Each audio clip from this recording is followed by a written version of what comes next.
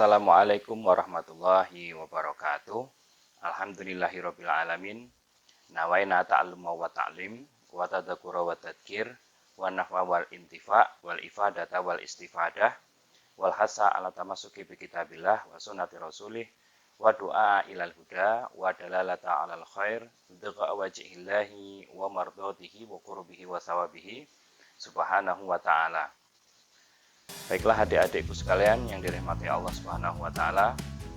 Pada kesempatan kali ini saya akan menyampaikan materi lanjutan dalam kuliah kita, yaitu mata kuliah studi hadis, yang mana pada kesempatan kali ini saya akan menyampaikan tentang sejarah pertumbuhan dan perkembangan hadis. Mari simak videonya sampai habis. Sebab apa?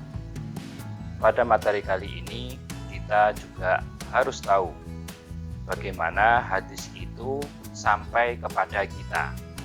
Jadi kita tidak hanya mendengar ataupun membaca hadis-hadis tersebut, akan tetapi kita tahu prosesnya bagaimana hadis tersebut bisa sampai kepada kita, sehingga kita mampu mengetahui, mampu mempelajari apa yang ada pada diri Nabi Muhammad Sallallahu Alaihi Wasallam. Mari kita mulai kuliah kita pada kesempatan kali ini, di mana kita belajar tentang sejarah pertumbuhan dan perkembangan hadis. Nah, dalam sejarah pertumbuhan dan perkembangan hadis ini ada beberapa periode. Yang pertama, untuk periode pertama adalah turunnya wahyu dan pembentukan masyarakat Islam, yang mana pada kesempatan kali ini atau pada waktu periode pertama ini ada dua riwayat hadis yang saling bertentangan, yaitu pertama riwayat tentang pelarangan penulisan hadis. Nah, riwayat tentang pelarangan penulisan hadis ini diriwayatkan oleh Ibnu Abdul Bar dalam kitabnya Jami' al-Bayan al-Ilm. Nah, di sini Rasulullah SAW itu melarang sahabatnya menulis hadis dalam satu hadis ya. Kenapa? Karena ditakutkan tercampur dengan Al-Quran. Karena Nabi melarang. Kemudian yang kedua, riwayat kedua itu adalah riwayat yang membolehkan penulisan hadis, sebagaimana hadis ini diriwayatkan oleh Imam Al-Bukhari dan Imam Al-Baihaqi. Nah, lalu bagaimana ini? Yang satu Nabi melarang, yang kedua Nabi bolehkan. Maka para ulama menyikapi dua hadis di atas sebagai berikut. Yang pertama adalah Imam Bukhari dan yang lainnya mengatakan bahwa hadis yang melarang tersebut berstatus mauquf, sehingga tidak bisa dijadikan hujah atau landasan. Jadi hadisnya ini mauquf ya. Nanti insya Allah kita belajar tentang mauquf. Intinya hadis yang melarang menulis hadis itu statusnya itu tidak bisa dijadikan landasan ya, jadi ditolak atau tertolak hadis itu. Kemudian yang kedua, ada seorang ulama namanya Roma Busi mengatakan bahwa larangan tersebut pada awal Islam dan umat Islam masih sedikit sehingga khawatir tercampur antara Al-Quran dan hadis. Nah, jadi Imam Roma Hurmusi ini berpendapat itu hanya di awal-awal saja, di awal-awal Islam. Adapun setelah masyarakat Islam itu banyak, mempunyai komunitas tersendiri, mempunyai otonom sendiri di Madinah, maka penulisan hadis tersebut boleh. Nah, kemudian yang ketiga, sebagian ulama lain berpendapat bahwa larangan tersebut jika hadis ditulis dalam satu catatan, sedangkan jika ditulis dalam buku catatan lain boleh. Nah, jadi yang pendapat ketiga ini tidak menafikan hadis yang melarang, tapi menakwil atau menafsiri hadis yang melarang itu jika ditulis dalam satu catatan dengan Al-Quran, karena sahabat kan juga menulis ayat-ayat Al-Quran. Nah, maka jika ditulis di buku catatan lain itu boleh. Yang keempat, pendapat yang keempat yaitu sebagian lain atau ulama yang lain mengatakan larangan tersebut hanya untuk yang kuat hafalannya saja. Sedangkan yang tidak kuat hafalannya boleh. Nah, ini kan yang kuat hafalannya dia kan kalau hafalannya kuat itu dia ketika ditanya atau menyampaikan hadis langsung cepat sekali menyampaikan hadisnya. Sedangkan yang tidak kuat hafalan itu boleh, maksudnya boleh mencatat hadis. Nah, ini adalah jawaban para ulama mengenai dua hadis yang secara zahir atau secara kita baca, secara kita pahami itu seakan-akan bertentangan. Kemudian adalah periode kedua. Periode kedua adalah masa sahabat besar atau masa Khulafaur Rasyidin. Pada masa ini disebut dengan masa pengokohan dan penyederhanaan riwayat, sebab penulisan hadis dianggap mendesak dan keterbatasan tenaga serta sarana. Nah, dalam masa ini fokusnya itu hanya menulis Al-Quran, karena sahabat-sahabat besar masih banyak. Sahabat-sahabat besar masih banyak, mereka masih banyak yang hafal. Nah, akan tetapi penulisan hadis tetap ada yang melakukan, yaitu jadi nggak semua sahabat yang dalam satu riwayat itu jumlahnya 1.124.000 itu nggak menulis hadis sama sekali. Ada beberapa yang menulis hadis, yaitu diantaranya Abdullah bin Mas'ud, Ali bin Abi Thalib, dan Aisyah radhiyallahu anhum ajma'in. Hal ini sebagaimana kabar ini diriwayatkan oleh Ibnu Abdullah dalam kitabnya Jami' al-Bayan al-Ilm wa Fadluh, serta dalam kitab Takyid al-Ilm karangan al-Imam al-Khatib al-Baghdadi. Kemudian periode ketiga ini adalah masa sahabat kecil dan tabi'in. Sahabat kecil itu yaitu ketika Nabi masih hidup, mereka masih kecil-kecil. Katakan balik ya, mereka masih balik tapi sempat melihat Nabi. Ini kan masa sahabat kecil. Kemudian ada juga masa tabi'in. Nah, pada masa ini disebut masa tersebarnya riwayat hadis ke kota-kota, karena ketika sahabat-sahabat besar itu meninggal, semua sudah meninggal, maka yang meneruskan generasi selanjutnya adalah anak-anak mereka, yaitu sahabat-sahabat yang masih kecil. Nah, di masa itu umat Islam itu menaklukkan atau agama Islam tersebar ke berbagai negara seperti Mesir, kemudian Irak, kemudian sampai ke Habasyah atau Ethiopia, sampai ke Libya, sampai ke Persia atau Iran. Jadi para sahabat-sahabat kecil itu mereka menyebarkan Islam, mereka pindah dari Madinah untuk menyebarkan Islam ke berbagai penjuru dunia. Demikian juga tabi'in.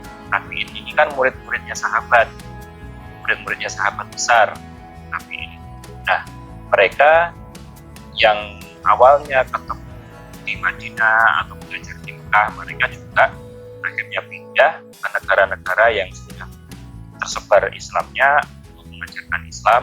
Maka masa ini riwayat-riwayat itu akhirnya tersebar karena para sahabat-sahabat kecil dan tabi'in ini yang dapat hadis dari sahabat-sahabat besar itu mereka menyebar ke berbagai kota-kota yang ada di negara-negara di sekitar Saudi Arabia.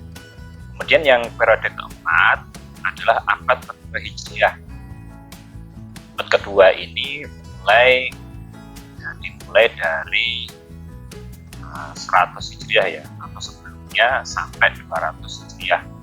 Pada masa ini disebut masa penulisan dan mengkodifikasi hadis atas instruksi Khalifah Amirul Mukminin Umar bin Abdul Aziz yang wafat tahun 99 Hijriah untuk membentuk lembaga kodifikasi hadis.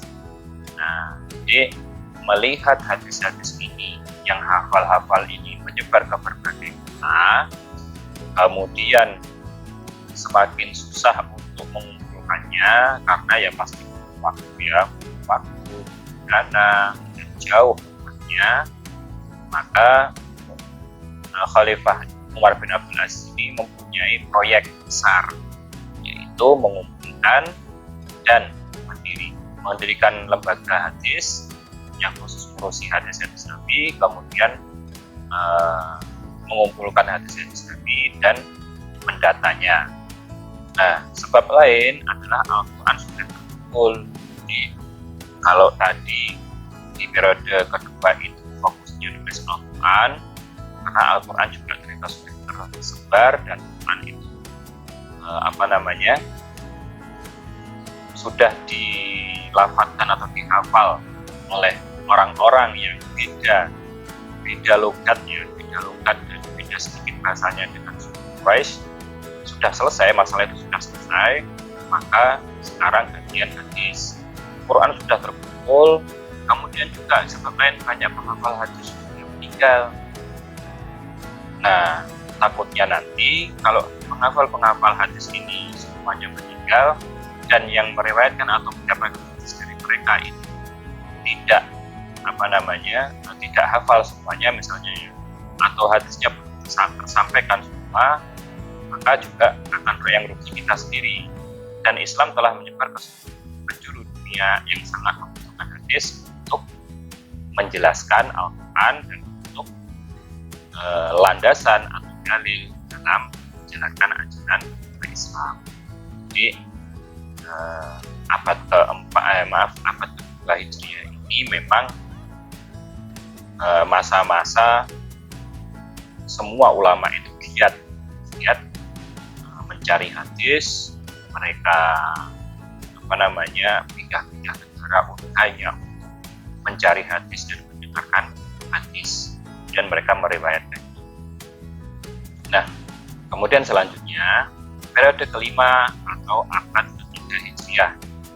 Nah, masa penyaringan dan masa pensyarahan atau penjelasan hadis. Di hadis pada abad kedua sudah terkumpul, mereka menghafalkan, mendata semua. Nah, pada abad ketiga antara tahun 300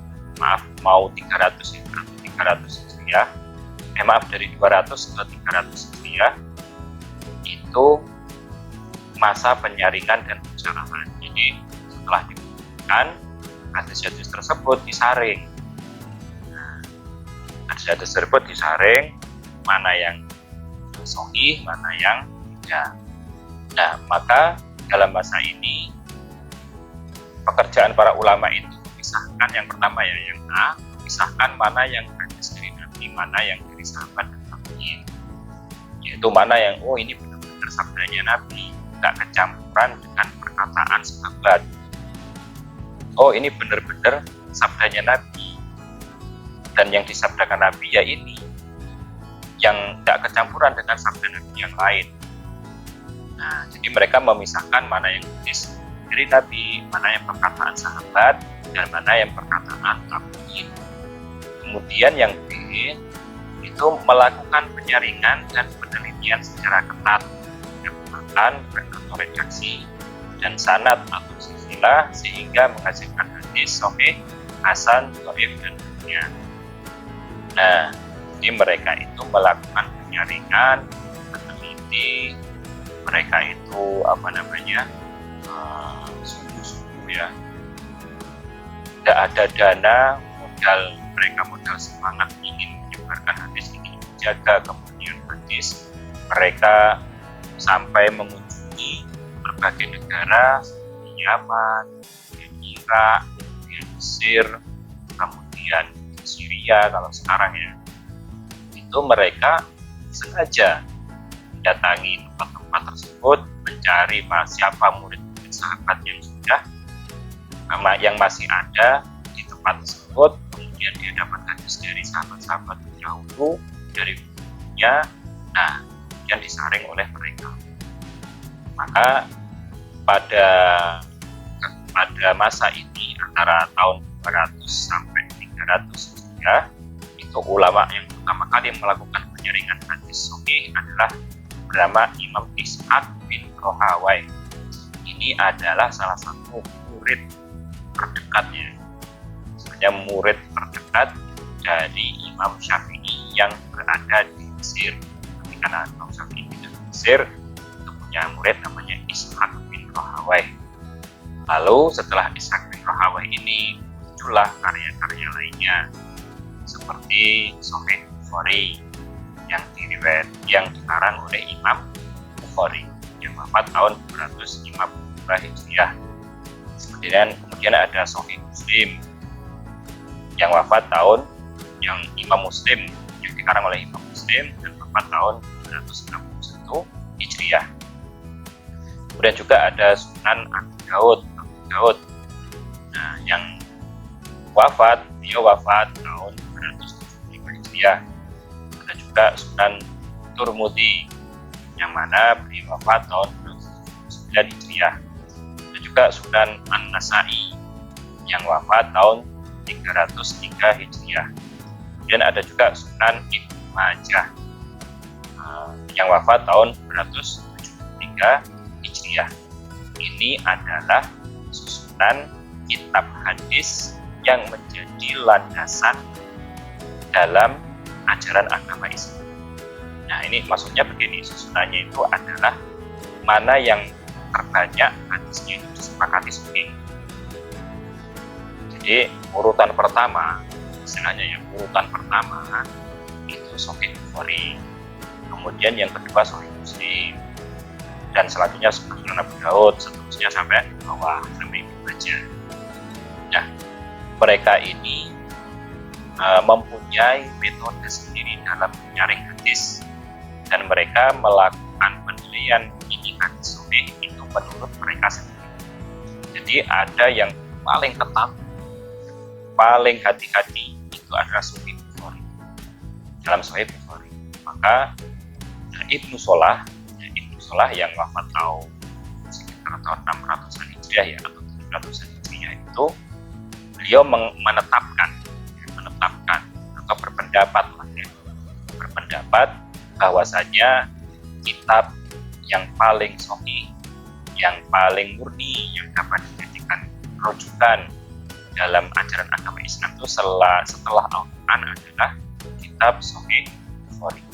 Padahal kitab banyak sekali dikarang di zamannya Imam Bukhari yang wafat tahun 252 Hijriah. Akan tetapi, apakah Sahih Bukhari di kitab Sahih Bukhari itu semuanya hadis sahih? Ternyata juga beberapa ulama ada yang tidak sepakat.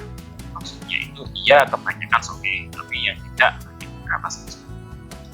Kemudian demikian juga Sahih Muslim itu secara penyaringan itu tidak seketat Imam Bukhari. Nah, tapi ya termasuk ketat. Nah, kemudian sunan-sunan ini juga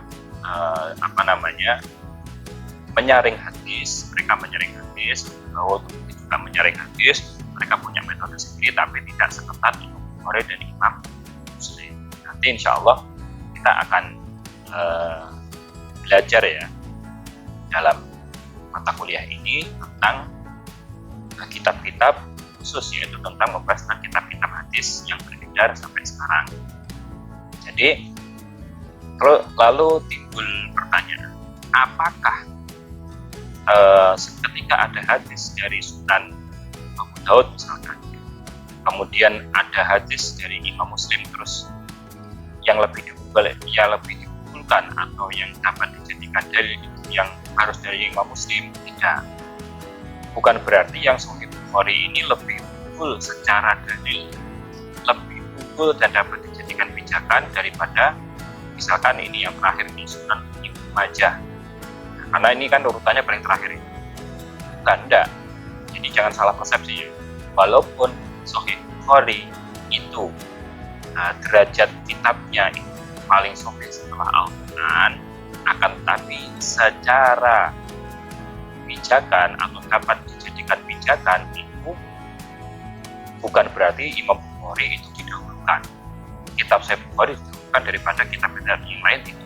Ini klasifikasi ini hanyalah bahwa secara penyaringan, secara penilaian hadis yang paling unggul adalah Imam Bukhari atau Sahih Bukhari. Akan tetapi secara pengambilan dalil itu belum tentu Sahih Bukhari ini paling dapat dijadikan pijakan, karena masih banyak kitab-kitab yang lain dan ulama-ulama lain juga mengarang kitab-kitab mereka. Jadi itu masih banyak sekali, ada ratusan ribu bahkan mungkin jutaan kitab. Nah, dapat dijadikan dalil, dan bukan berarti Sahih Bukhari ini lebih unggul secara pijakan dalil.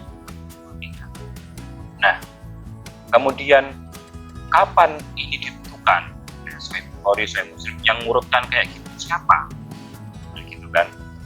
Apakah ada kesepakatan? Apakah ulama itu misalkan janjian gitu, ayo kita ini kemudian kita urutkan? Tidak ada. Jadi setelah Imam Bukhari meninggal itu ya kitab Sahih Bukhari ya seperti kitab hadis biasa. Tidak ada itu dia lebih, itu tidak ada. Nah, Imam Muslim juga begitu, Sunan Abu Dawud juga begitu, Sunan Tirmidzi juga begitu, sama. Tapi yang mengurutkan ini yang pertama kali yang berpendapat urutan ini adalah Imam Ibnu Salah yang diwafat sekitar tahun 600-an Hijriah sampai 900-an Hijriah. Jadi sebelum itu tidak ada yang bukan seperti yang menurut saya tidak ada, belum ada. Nah, beliau berpendapat seperti itu karena beliau meneliti hadis, akhirnya diamini sampai sekarang. Jadi dari tahun 600 sampai sekarang itu pendapat beliau, yaitu Imam Ibnu Salah, itu dipakai untuk mengurutkan ini semua kitab-kitab hadis. Nah, dan ingat ya, kemudian selanjutnya periode ke-6 atau abad ke-4 Hijriah. Pada abad ini terjadi awal pemisahan antara kelompok ulama mutaqaddimin atau terdahulu dan mutaakhirin atau yang akhir. Jadi ada istilahnya pemisahan kelompok, karena apa? Pergeseran pemikiran itu sangat cepat ya antara ulama mutaqaddimin atau yang terdahulu atau salaf, ulama salaf ya, dan ulama mutaakhirin atau ulama yang akhir. Nah, perbedaannya adalah perbedaan antara mutaqaddimin dan mutaakhirin. Jika mutaqaddimin adalah ulama yang hidup dari abad 1 sampai 3 Hijriah. Jadi Imam Bukhari, Imam Syafi'i, Imam Malik, Imam Ahmad, Imam Tirmidzi, Imam Nasai, itu semuanya hidup di abad ke-3 Hijriah. Nah, paling pol abad ke-3 Hijriah. Dan mutaakhirin adalah yang hidup dari abad 4 Hijriah sampai sekarang. Sampai sekarang itu disebut ulama mutaakhirin atau ulama akhir atau ulama kholaf. Ini namanya macam-macam. Nah, maksudnya apa? Kok ini dibedakan seperti ini? Itu apa sih? Ini, silakan saya baca dulu. Yang pertama, masa mutaqaddimin. Nah, penulisan hadisnya dengan sistem mendengar langsung dari buku, lalu melakukan penelitian sendiri terhadap hadisnya. Bedanya ini. Ngapain dipisah-pisah sih? Loh. Nah, bedanya ini. Jadi kalau ulama mutaqaddimin atau yang hidup antara abad 1 sampai 3 Hijriah itu dia nyari hadis itu kemana-mana, melakukan perjalanan kemana-mana. Nah, kemudian dia setelah mendengar hadis, dapat mendengarkan hadis, dia melakukan kita sendiri. Saya dapat dari A, dapat dari B, dapat dari C, kemudian D ini sahabat, kemudian langsung ke Nabi, misalkan. Nah, bener enggak ini hadis sahih? Dia neliti si hadis apa sih? Oh, kemudian dia sudah tahu siapa sih. DC itu satu-satu, bayangkan. Dan ulama itu menghafalnya, dihafal. Nah, jadi dia meriwayatkannya seperti itu ya. Kemudian dengarnya ini memang istilahnya kelasnya kelas riwayatan hadis. Bukan misalkan ada seorang ulama terus datang ke pasar terus dia ngobrol sama orang, kemudian dia mengucapkan hadis Nabi itu bersabda gini-gini, riwayat ini saya dapatkan gini-gini. Ya enggak. Jadi ada kelas khusus riwayatan hadis. Nah, bukan dia misalkan di jalan ngobrol sama orang lain, ya, dia sabda begini, terus nanti kamu riwayatkan hadis dari saya, enggak semudah itu ya. Jadi pikirannya jangan semudah itu beriwayatkan hadis. Kemudian yang kedua masa mutaakhirin. Nah, masa mutaakhirin ini penulisan hadisnya menggunakan pola hadis dengan menggunakan kitab hadis yang sudah ada. Jadi mutaqaddim ini itu memang dia kerjaannya berat ya, kan dengarkan kemudian tulis satu-satu.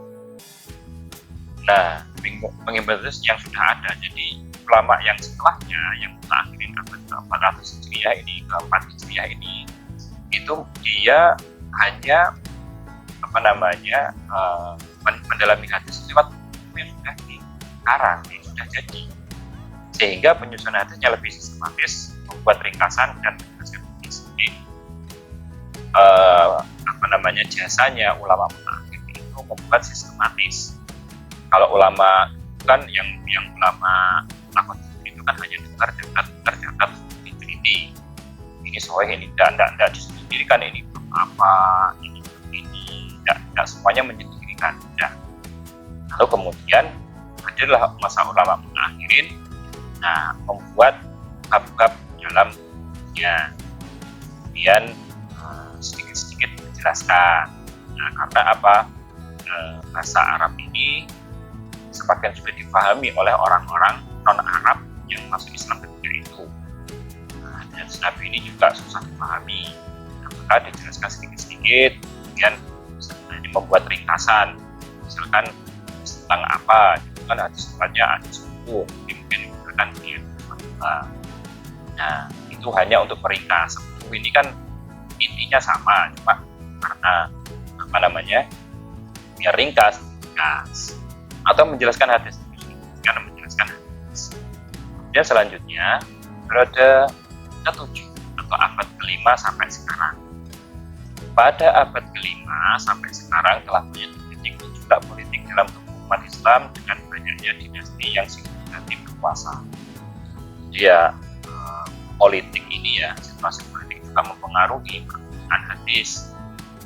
Nah, lalu ditambah lagi dengan adanya imperialisme Barat dengan politik and impera yang banyak melakukan wilayah Islam. Jadi situasi politik itu juga mempengaruhi berkembangnya ilmu keislaman.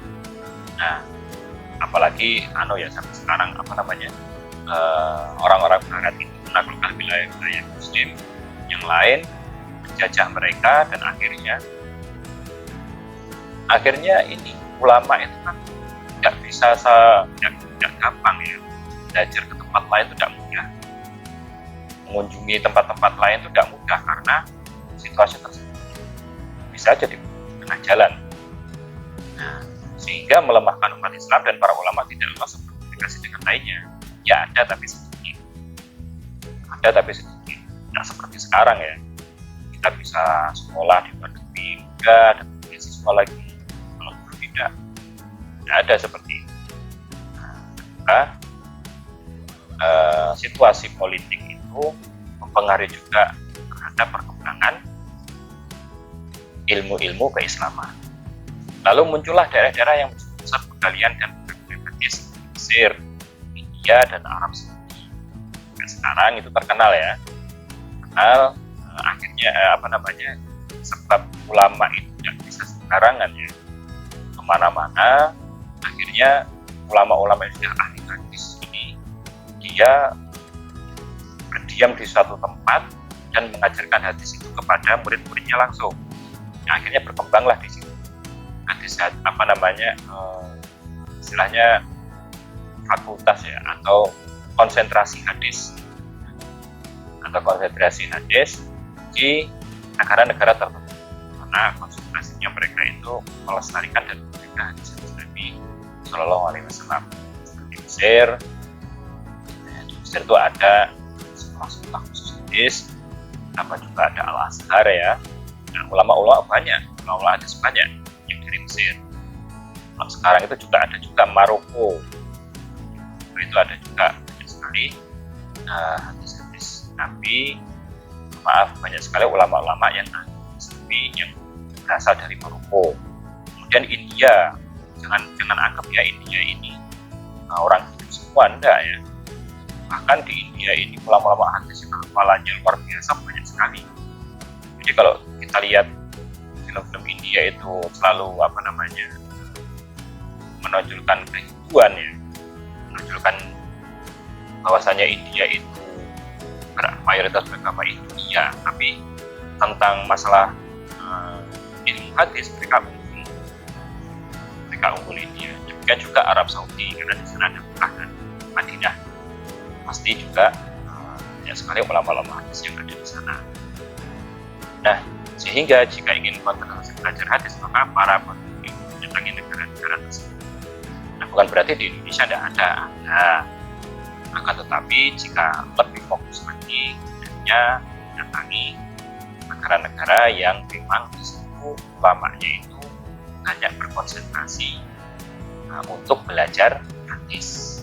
Nah, kemudian selanjutnya, apakah setelah hadis dibukukan kita boleh meriwayatkan hadis?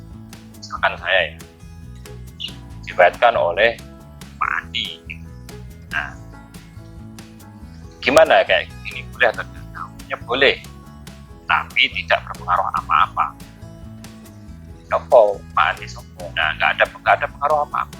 Sebab semua hadis telah dibukukan. Semua hadis itu sudah dibukukan ternyata. Nah, kapan terakhir? Di zaman Imam Al-Baihaqi yang wafat tahun 400-an Hijriah ya. Jadi dari tahun 400-an itu semua hadis yang disabdakan Nabi atau yang dijelaskan oleh sahabat itu semua sudah dibukukan. Nah, pengkaji hadis zaman sekarang hanya mengkaji riwayat-riwayat yang telah dibukukan. Jadi begitu ya, hadis-hadis sudah dibukukan. Masalahnya sekarang itu yang menjadi masalah adalah apakah buku itu dicetak atau tidak. Nah, ini beda lagi pembahasannya. Masalah dibukukan itu sudah, akan tapi apakah bukunya sudah dicetak semua? Ini masalah tersendiri, bahasan tersendiri ya. Kalau masalah dibukukan sudah. Nah, walaupun sudah terbukukan, selama ini tidak ada satu yang mampu menghafalkan semua. Tidak ada, saking banyaknya hadis. Imam Ahmad pun yang hafal 1 juta hadis, berarti hafal 1 juta hadis itu di musnadnya yang beliau tulis yang sempat itu hanya sekitar 27.000 saja. Sekarang 1 juta dikurangi 27.000 berapa? Nah, yang lainnya kemana nih? Gitu ya. Nah, jadi enggak, apalagi zaman dulu enggak semudah sekarang untuk kan hadis. Nah, inilah materi pada kali ini dan semoga bermanfaat bagi adik-adik semuanya. Jangan lupa tetap semangat belajar, dan pada saat-saat seperti ini mari kita jaga diri kita masing-masing.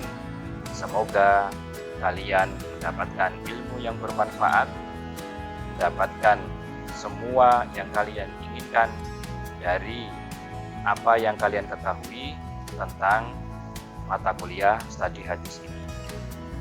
Sekian, semoga bermanfaat. Usikum wa nafsi bitaqwallah. Assalamualaikum warahmatullahi wabarakatuh.